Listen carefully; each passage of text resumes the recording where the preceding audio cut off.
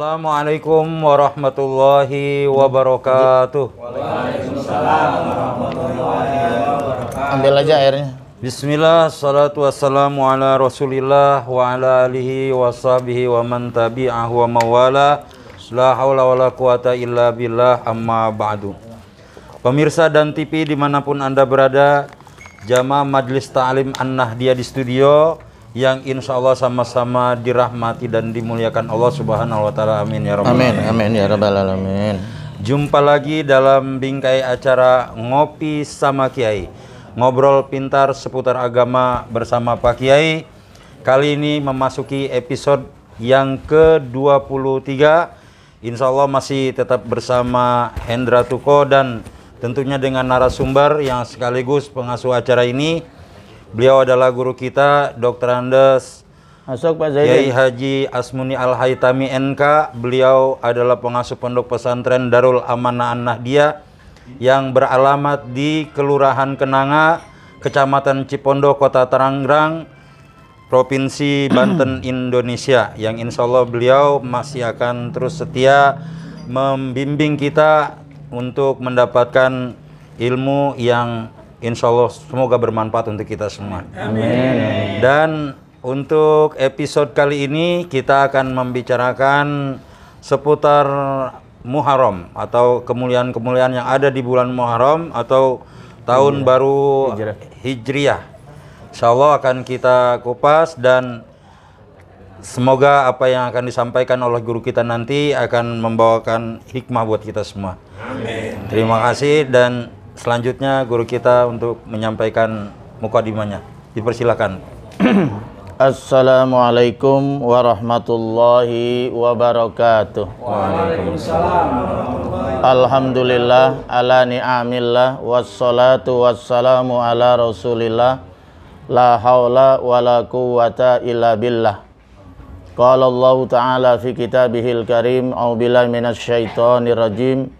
Bismillahirrahmanirrahim. Wal asri innal insana lafi khusrin illa allazina amanu wa amilus solihat wa tawassaw bil haqqi wa tawassaw bis sabr.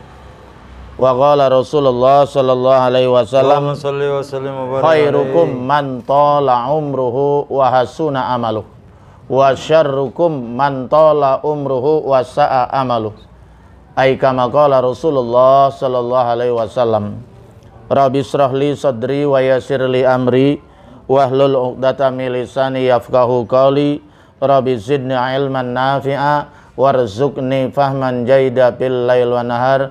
Allahumma faqihni fid din wa 'allimni ta'wilah. Allahumma rzuqni fahman nabiyyin zal mursalin ilhamal malaikatil muqarrabin. Ilahi anta maksudi wa ridhoka matlubi atini mahabbataka wa ma'rifatak.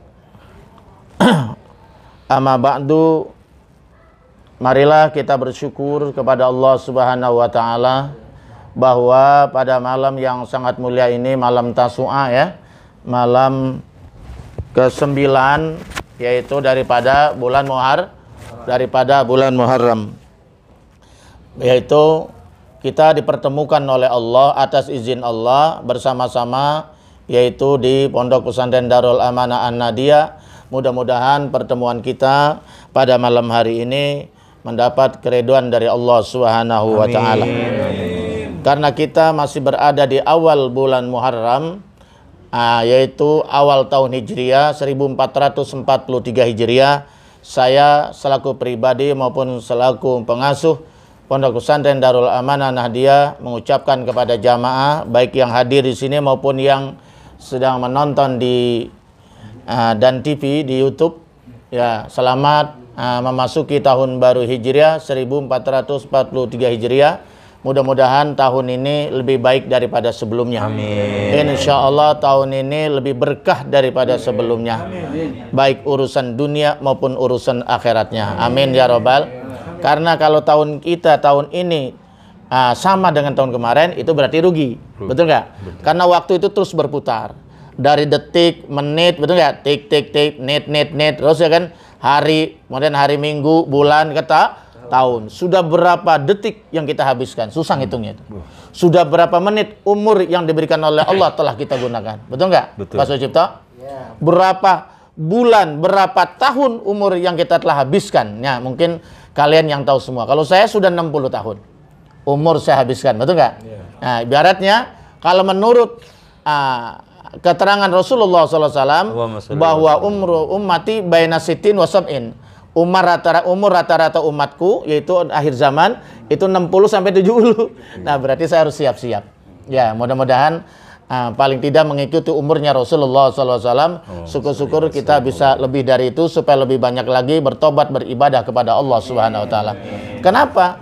Karena kalau kita dikasih umur begitu panjang tapi sementara ibadah kita di jalan di tempat, prestasi kita baik urusan dunia dan akhirat jalan dekat, berarti rugi. Itu, ya kan? Man kana yaumuhu misla amsi fahuwa khasir. Barang siapa yang tahun ini sama dengan tahun kemarin, rugi, betul nggak? Karena waktu itu terus berputar ke depan, tidak pernah mundur ke belakang. Ada nggak jarang mundur ke belakang? Nah, berarti jam itu rusak. Betul nggak? Jam yang normal, yang stabil, pasti dia berputar ke depan. Dan itu tidak akan pernah terulang kembali itu Pak Haji Asli. Ini pertemuan kita nih Pak Haji Asli, malam ini itu tidak akan terulang sampai hari kiamat. Betul nggak? Ini terus berlalu saja. Besok malam Rebo yang akan datang kita bertemu lagi, sudah lain detiknya, sudah lain menitnya. Betul nggak? Nah, jadi hari itu tidak akan pernah kembali. Tahun tidak akan pernah kembali selama-lamanya. Lantarji'al ayyamul lati madad. Tidak akan pernah kembali hari-hari yang telah kita lewatkan. Nah, jadi kalau sekarang nih yang kemarin nggak pernah ngaji, sekarang ngaji, berarti itu ada perubahan. Berarti beruntung. Iya, yang kemarin nggak pernah sholat berjamaah, tahun ini sholat berjamaah. Nah, berarti beruntung dia. Betul. Yang kemarin nggak pernah silaturahim, sekarang silaturahim, tambah temannya, tambah sahabatnya, orang-orang baik, orang soleh. Berarti dia beruntung, nggak jalan di tempat. Wa man kana yaumuhu syarran min amsihi fahuwa khasir. Nah, ini yang berbahaya. Tahun ini lebih mundur dari kemarin. Tahun ini lebih rusak dari kemarin. Ini kata Nabi, orang semacam ini adalah celaka dia. Yang bagus yang ketiga, wa man kana yaumuhu khairan min amsi. Barang siapa yang tahun ini, hari ini, tahun ini lebih baik daripada tahun yang kemarin. Ya kan? Berarti ada kemajuan, ada perubahan ke arah yang lebih baik. Baik urusan dunia, lebih-lebih urusan akhir. Berarti dia termasuk rabihun, orang yang beruntung. Mudah-mudahan pada malam hari ini kita termasuk orang yang beruntung. Amin. Ya, dalam pandangan Allah Subhanahu wa taala, ya. Amin ya rabbal alamin. Ada dalam sebuah hadis Rasulullah sallallahu alaihi wasallam, khairukum, orang yang paling bagus di antara kalian, man tola umruhu, tola yatu luarnya panjang, man tola umruhu, barang siapa yang dikasih umur panjang. Pak Sucipto umurnya berapa? 61, lebih tua dari saya ya. 61. Iya, hati-hati loh Pak. Mudah-mudahan karena berkat silaturahim dipanjangkan umurnya. Amin. Karena salah satu daripada manfaat silaturahim berdasarkan hadis Rasulullah SAW itu satu, akan ditambah diberkahi rezekinya. Yang kedua, dipanjangkan umurnya. Panjang dalam arti umurnya bermanfaat. Gitu maksudnya. Ya. Jadi khairukum man tola umruhu wa hasuna amaluh. Orang yang paling bagus di antara kalian siapa? Orang yang dikasih umur panjang dan bagus amal perbuatannya. Ya, siapa saja, apapun profesinya, dikasih umur panjang, melebihi usia Nabi malah kan ya. Ya sampai 70 tahun dan bagus amal perbuatan. Kalau dalam sinetron ceritanya dia orang baik. Bagus nggak? Ya. Lihat di sinetron, kalau orang baik cerita jadi tokoh-tokoh baik, berakhirnya baik nggak? Baik. Kalau tokoh jahat, berakhirnya jahat nggak? Nah itu. Ini ya, jadi mudah-mudahan kita jadi perankan oleh Allah menjadi peran yang baik. Amin. Amin ya rabbal alamin. Tapi sebaliknya, wa syarrukum, orang yang paling jelek di antara kalian, man tola umruhu wa sa'a amaluh. Kebalikan. Orang yang paling buruk, paling jelek di antara kalian dikasih umur panjang dan jelek perbuatannya. Tambah umur, tambah jauh dari Allah. Tambah umur, tambah jauh dari kebaikan. Ini umur bukan membawa berkah, tapi membawa azab. Betul. Jadi umur yang berkah itu bukan karena panjangnya. Panjang tapi banyak amal solehnya, itu yang betul, yang namanya berkah. Jadi tambah umur, tambah tua, semakin dekat dengan Allah, semakin dekat dengan kebaikan. Itu namanya umur berkah. Tapi kalau tambah tua semakin jadi tua-tua keladi. Ini hati-hati ya, hati-hati. Ya, apalagi sudah umur 40, kalau umatnya Rasulullah itu belum sadar, belum banyak ibadah, itu Nabi khawatir dengan umatnya itu. Karena umur 40 itu umur standar dewasa, matang, itu enggak ya? Harusnya sudah berpikir tentang bagaimana bekal akhirat ya. Nah, barangkali ini sebagai mukadimah yang dapat saya sampaikan, mudah-mudahan bermanfaat dan nanti lebih jelasnya bisa kita bicarakan ya sambil kita ngopi insyaallah. Wallahu a'lam bishawab. Alhamdulillahirabbil alamin. Demikian pengantar dari guru kita yang insyaallah selanjutnya akan kita kupas sambil ngopi dalam sesi tanya jawab. Dan pemirsa dan TV jamaah An-Nahdiyah di studio dimanapun berada, kita memasuki sesi tanya jawab. Oke, untuk pertanyaan yang pertama langsung saja ke penanya pertama, Pak Bawi ya. Siapa? Kok Pak Bawi? Pak Nahrawi, Komandan. Assalamualaikum warahmatullahi wabarakatuh. Waalaikumsalam warahmatullahi wabarakatuh. Assalamualaikum Gus Babuya. Saya ingin bertanya, apakah kita masih bisa melakukan hijrah sebagaimana yang dilakukan oleh Rasulullah dengan para sahabatnya? Mohon penjelasannya, Pak Buya. Demikian, terima kasih. Wassalamualaikum warahmatullahi wabarakatuh. Waalaikumsalam warahmatullahi wabarakatuh. Pertanyaan dari Bapak Nahrawi, ya komandan kita. Beliau ini aslinya Kalibawah ya, cuman tinggalnya di Kelurahan Gondrong. Ada sebuah hadis Rasulullah SAW di dalam kitab Riyadhus Shalihin. Kitab Riyadhus Shalihin ini sangat populer di dunia pesantren, ditulis oleh seorang ulama besar, Al-Imam An-Nawawi. Ya. Al-Imam An-Nawawi, karena dinamakan An-Nawawi karena tinggalnya di Kampung Nawa. Kampung Nawa ini kalau nggak salah di Syria, ya sekarang sedang perang ya antara Syiah dengan kaum Sunni. Di sana dijelaskan ya di dalam halaman 7 itu, la hijrata ba'dal fathi. Tidak ada lagi hijrah setelah fathi, kemerdekaan kota Mekah. Ya, jadi setelah kota Mekah itu merdeka, imana sorot darul Islam telah menjadi negeri Islam, maka tidak ada lagi hijrah, karena tidak lagi yang perlu dikhawatirkan. Rasulullah itu hijrah emang diperintahkan oleh, ya selamat datang Pak Jarpan ya. Masuk Pak. Ini orang Pemda. Jadi Rasulullah SAW itu hijrah, itu bukan karena pengecut ya. Bukan karena tak lari dari perjuangan Pak Jasnan, bukan. Tapi ini karena memang petunjuk dari Allah Subhanahu wa Ta'ala. Jadi boleh dikatakan memang wajib karena itu strategi dakwah. Kenapa? Karena pada zaman Rasulullah SAW itu waktu di kota Mekah, Islam tidak punya power politik, tidak punya kekuatan apa-apa. Semua kekuatan itu dikuasai oleh orang kafir Quraisy. Jangankan sholat berjamaah terbuka, kita sholat saja sembunyi-sembunyi. Dakwah pun sembunyi-sembunyi. Ketika terang-terangan, maka itu pun luar biasa tantangannya, betul nggak? Ketika Nabi dakwah secara terang-terangan. Dan Islam sulit berkembang karena tidak punya kekuatan, tidak punya power itu ya. Power politik, power ekonomi, semua budaya itu dikuasai oleh Abu Jahal, Abu Lahab, Abu Gosok, dan lain-lain. Betul nggak? Makanya Nabi Muhammad disuruh hijrah. Kenapa? Karena di Madinah walaupun jauh, umatnya sedang menantikan Nabi akhir zaman. Mereka mendukung sepenuhnya dakwahnya Rasulullah SAW. Makanya setelah Nabi Muhammad hijrah ke Madinah, maka terbentuklah umat Islam, komunitas Muslim namanya ya. Nah, sehingga Islam punya power, punya kekuatan. Makanya Nabi bukan hanya sebagai pemimpin agama, seorang Nabi dan Rasul, tapi juga kalau sekarang sebagai presiden, Nabi itu.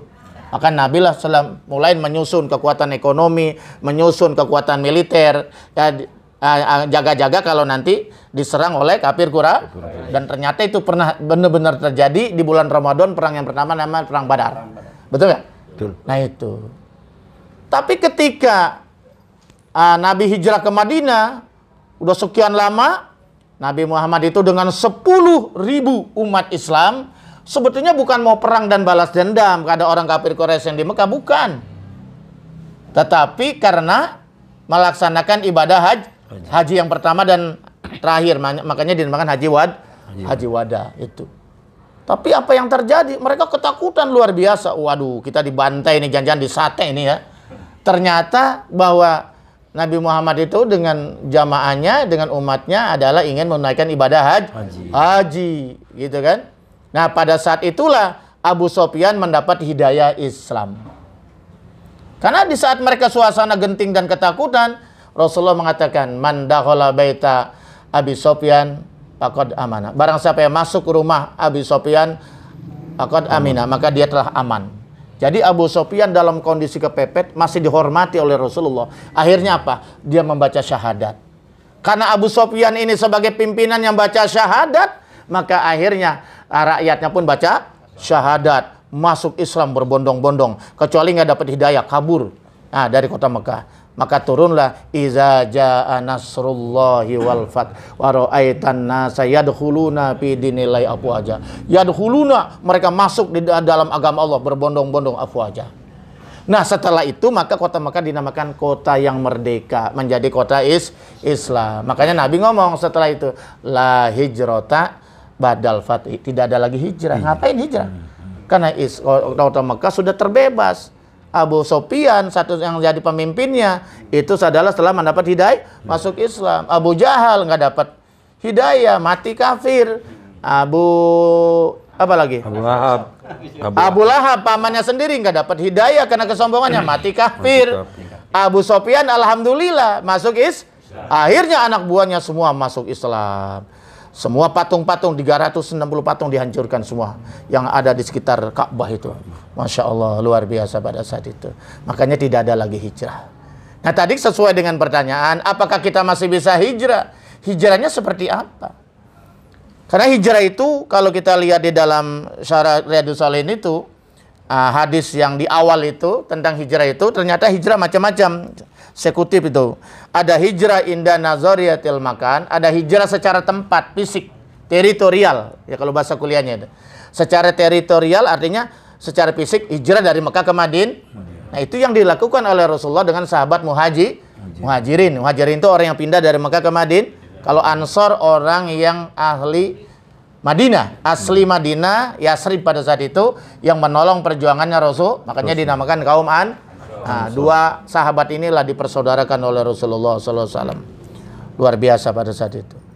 Dan itu tidak mungkin kita lakukan karena itu sudah berlalu, betul nggak? 15 abad yang lalu. Pada saat itu kalau zaman Rasulullah ya konteksnya Rasulullah. Kalau sekarang bisa, tapi hijrahnya mungkin karena umroh, karena haji dari Madinah ke Mekah dulu baru ke Madinah. Tapi itu karena ibadah haji dan umroh. Tapi ada yang ke Madinah dulu, ada yang ke Mekah dulu, gitu kan ya. Yang kedua, juga hijrah itu bisa indah nazariyati zaman. Jadi hijrah dilihat dari konteks waktu, Pak Haji Arfan. Nah ini, kalau dilihat dari konteks waktu, itu sudah berlalu 15 abad yang lalu juga. Betul nggak ya? Yaitu pada hari Senin katanya tanggal 12 Rabiul Awal. Jadi kalau kita mah hijrah dalam sejaman dengan Nabi, terlambat lahir kita. Betul nggak? Terlambat lahir, betul nggak? Karena sudah lama. Kalau kita pengen hijrah kayak Nabi secara fisik, kita kan tinggalnya di Indonesia. Berarti kita harus ke sana dulu. Di zaman Rasulullah hijrah itu memang satu keharusan. Bukan Nabi pengecut, bukan. Tapi karena ingin membela agama Allah. Makanya yang hijrah pada saat itu ada yang dapat pahala, ada yang tidak. Ya, man kana hijratuhu ilallah wa rasul wa hijratuhu ila rasul. Sebab siapa yang hijrahnya karena membela agama Allah dan perjuangan Rasul, ya hijrahnya berarti dapat pahala. Tapi yang hijrahnya karena perempuan wanita Madinah yang cantik-cantik, dapat lihat perempuan tapi nggak dapat pahala.